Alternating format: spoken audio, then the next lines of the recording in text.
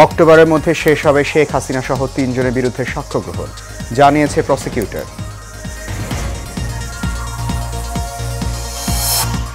জি.কে. শামীমের খালাসের রায় স্থগিত চেয়ে চেম্বার আদালতে রাষ্ট্রপক্ষের আবেদন।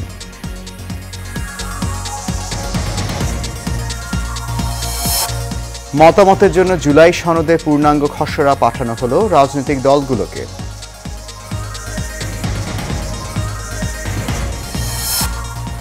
এবং বিদেশে বাংলাদেশের মিশন ও দূতাবাস থেকে সরানো হয়েছে রাষ্ট্রপতির অর্ধশতাধিক ছবি।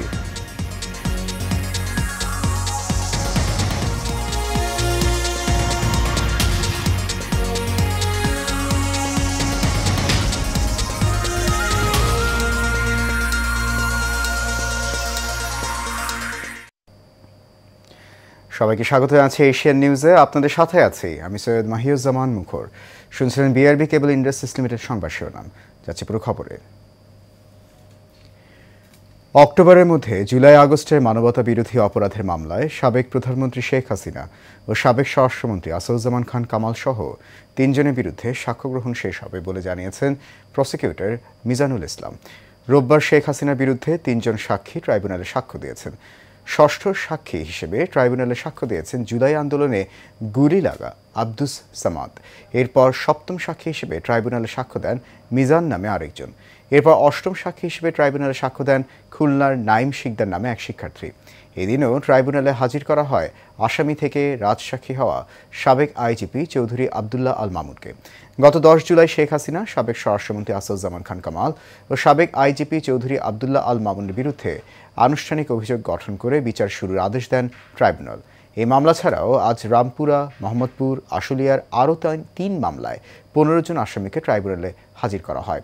প্রসিকিউশনের সময় আবেদনে এসব মামলার তদন্ত রিপোর্ট দাখিল পিছিয়ে দিয়েছেন ট্রাইব্যুনাল।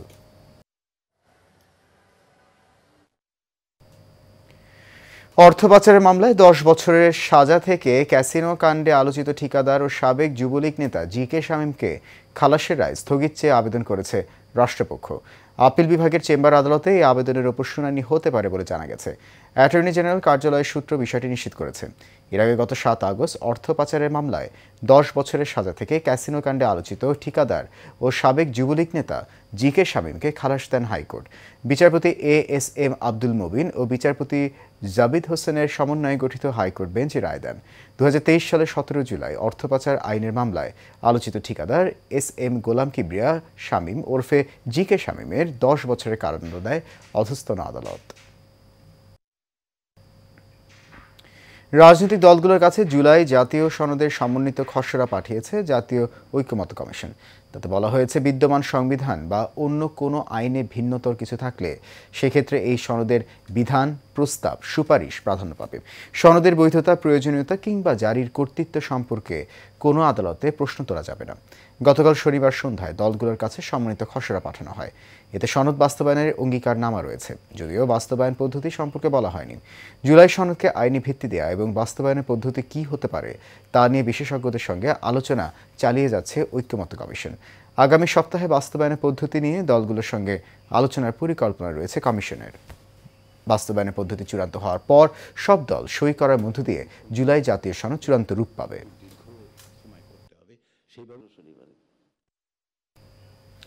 বিদেশে বাংলাদেশের মিশন ও দূতাবাস থেকে রাষ্ট্রপতি মোহাম্মদ শাহাবুদ্দিনের অর্ধশতাধিক ছবি সরানো হয়েছে বলে জানিয়েছে পররাষ্ট্র মন্ত্রণালয়।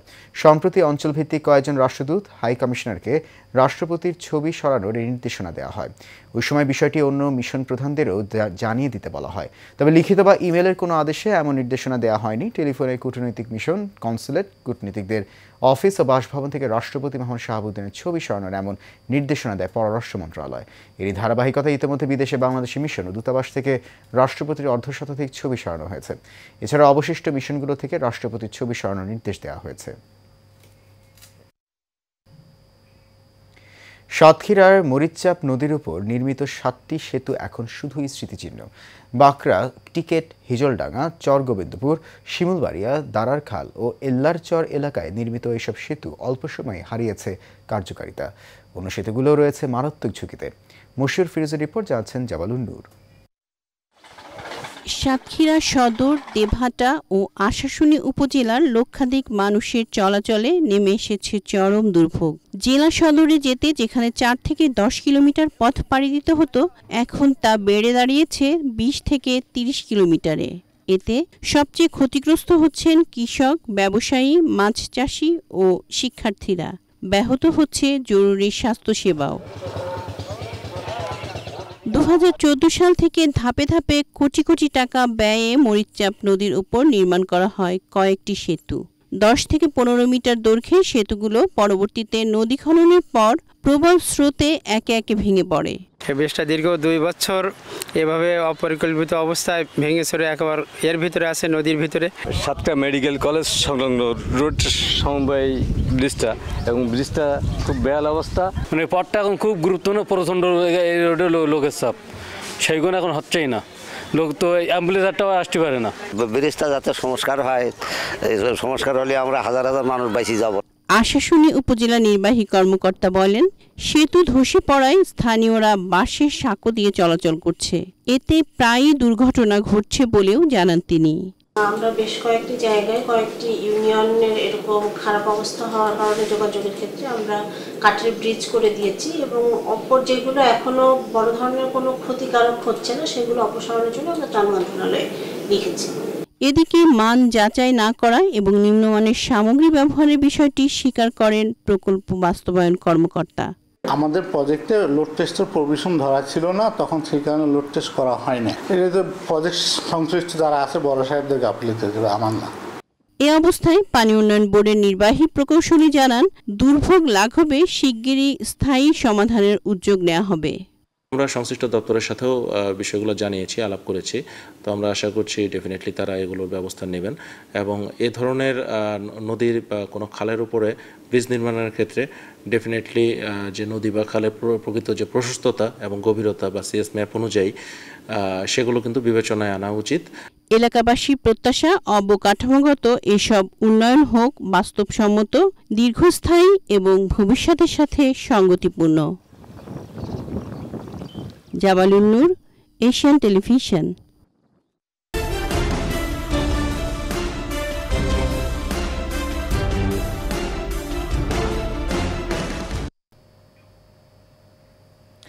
গাইবান্ধার গোবিন্দগঞ্জে নজরুল ইসলাম নামের জামাতে ইসলামী নেতাকে গলা কেটে হত্যা করেছে দুর্বৃত্তরা।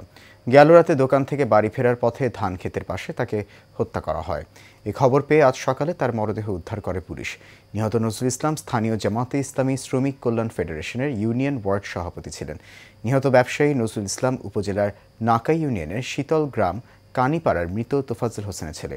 পরিবার ও স্থানীয়রা ধারণা করছেন বিকাশ নগদ লেনদেন ও দোকান চুরি সংক্রান্ত বিরোধের জেরেই এই হত্যাকাণ্ড ঘটেছে। সাভারের রাজাসন মণ্ডলপাড়া এলাকায় হাশেম মণ্ডলের হত্যাকাণ্ডের সাথে জড়িত আসামিদের গ্রেপ্তার ও শাস্তির দাবিতে মানববন্ধন করা হয়েছে। এতে অংশ নেয় স্থানীয় বিভিন্ন শ্রেণী পেশার মানুষ। বিক্ষোভ ও মানববন্ধনে বক্তব্য রাখেন সাভার পৌর ৮ নম্বর ওয়ার্ডের কাউন্সিলর প্রার্থী ও সাবেক ছাত্রদলের সভাপতি মেহেদি রানা শহীদ, সমাজসেবক সেলিম মিয়া সহ এলাকার গণ্যমান্য ব্যক্তিরা। এসব বক্তারা বলেন, সাবেক ওমান প্রবাসী হাশেম মণ্ডলকে রাতে দুর্বৃত্তরা গলা কেটে হত্যা করে। পরে হাসপাতালে 8 দিন চিকিৎসাধীন থেকে মারা যান তিনি।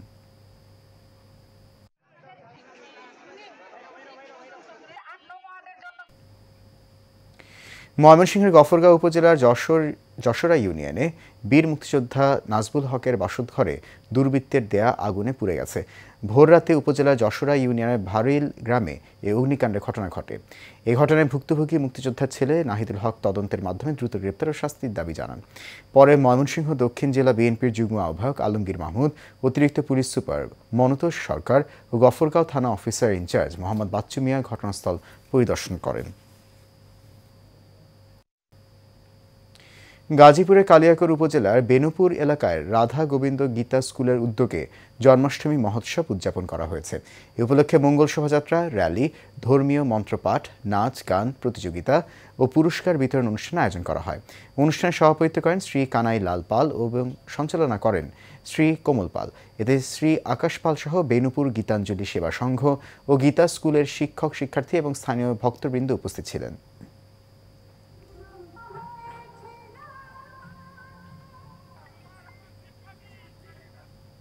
টাঙ্গাইলের নাগরপুরে বিএনপির ভারপ্রাপ্ত চেয়ারম্যান তারেক রহমানের রাষ্ট্র কাঠামো মেরামতের ৩১ দফা কর্মসূচি লিফলেট বিতরণ করা হয়েছে।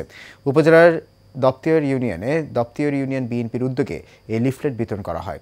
লিফলেট বিতরণ করেন রাজশাহী বিশ্ববিদ্যালয় ছাত্র দলের সাবেক সহসভাপতি ও বিএনপির মনোনয়ন প্রত্যাশী আতিকুর রহমান আতিক। পরে এক আলোচনা সভার আয়োজন করা হয়।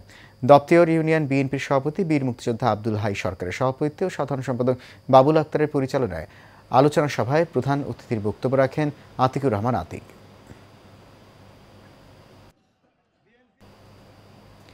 বিএনপি চেয়ারপারসন বেগম খালেদা জিয়ার ৮০তম জন্মবার্ষিকী উপলক্ষে সাভারে মিলাদ ও দোয়া মাহফিল অনুষ্ঠিত হয়েছে।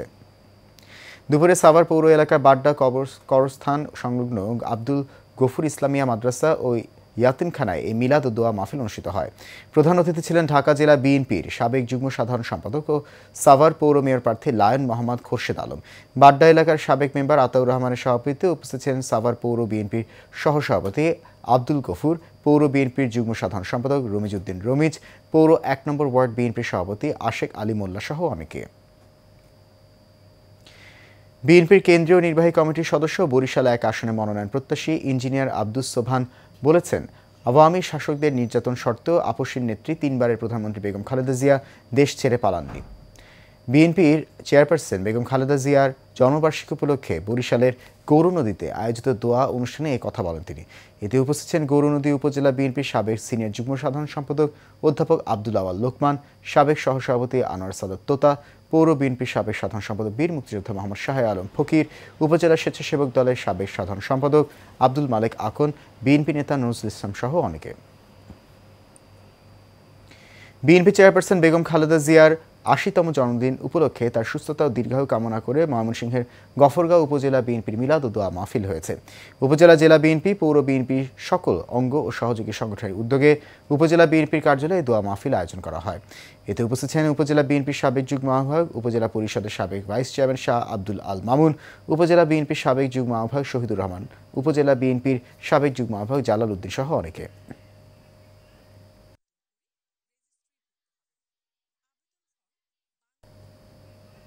মৌলভীবাজার জেলার জুরি উপজেলা বিএনপির দ্বিবার্ষিক সম্মেলন ও কাউন্সিল উৎসব মুখর পরিবেশে অনুষ্ঠিত হয়েছে। উপজেলা বিএনপির আহ্বায়ক মুস্তাকিম হোসেন বাবুলের সভাপতিত্বে সম্মেলনের প্রধান অতিথি ছিলেন বিএনপির সিলেট বিভাগের সাংগঠনিক সম্পাদক জি.কে. গাউস। বিশেষ অতিথি ছিলেন সহ সাংগঠনিক সম্পাদক মিফতা সিদ্দিকী, জাতীয় নির্বাহী কমিটির সদস্য এম নাসির রহমান, জেলা বিএনপির আহ্বায়ক ফয়জুল করিম ময়ুন এবং জেলা বিএনপির সদস্য সচিব আব্দুর রহিম রিপন।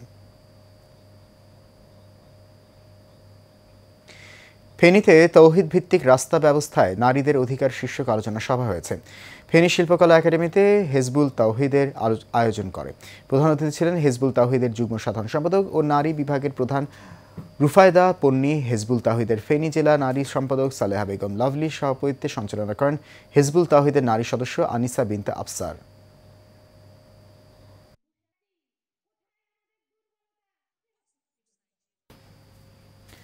বিএনপি চেয়ারপারসন দেশনেত্রী বেগম খালেদা জিয়ার সুস্বাস্থ্য ও দীর্ঘায়ু কামনায় রাজধানীতে ফ্রি মেডিকেল ক্যাম্পের আয়োজন করা হয়। আয়োজন করেন ঢাকা ৭ আসনের বিএনপির অন্যতম সম্ভাব্য প্রার্থী, বাংলাদেশ জাতীয়তাবাদী দলের জাতীয় নির্বাহী কমিটির যুব বিষয়ক সহ সম্পাদক মীর নেওয়াজ আলী নেওয়াজ। মেডিকেল ক্যাম্পে মেডিসিন বিভাগ, চক্ষু বিভাগ, প্রসূতি স্ত্রী রোগ বিভাগ, নাক কান গলা বিভাগ, অর্থোপেডিক বিভাগ, নবজাতক ও শিশু রোগ, পেইন ক্লিনিক ও অ্যানেস্থেশিয়া বিভাগ, প্লাস্টিক সার্জারি বিভাগের বিশেষজ্ঞ ডাক্তারগণ আগত স্বাস্থ্যসেবা গ্রহীতাদের সেবা প্রদান করেন।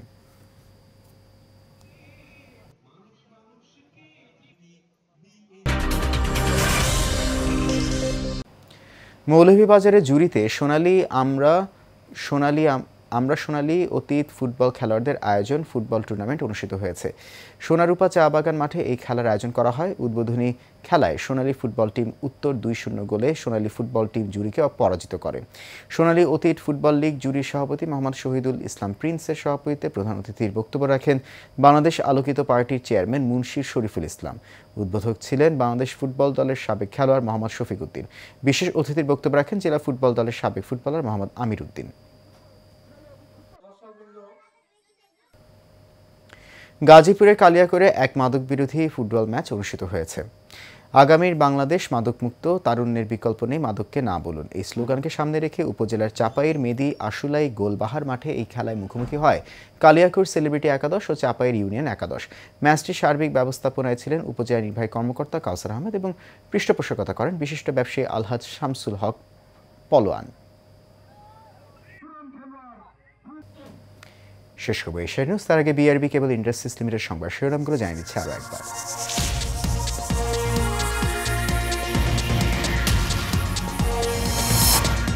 অক্টোবরের মধ্যে শেষ হবে শেখ হাসিনা সহ 3 জনের বিরুদ্ধে সাক্ষ্য গ্রহণ, জানিয়েছে প্রসিকিউটর। জি কে শামীমের খালাসের রায় স্থগিত চেয়ে চেম্বার আদালতে রাষ্ট্রপক্ষের আবেদন।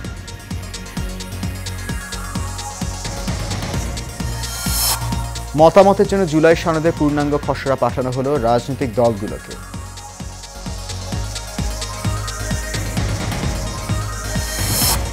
এবং বিদেশে বাংলাদেশের মিশন ও দূতাবাস থেকে সরানো হয়েছে রাষ্ট্রপতির অর্ধশতাধিক ছবি।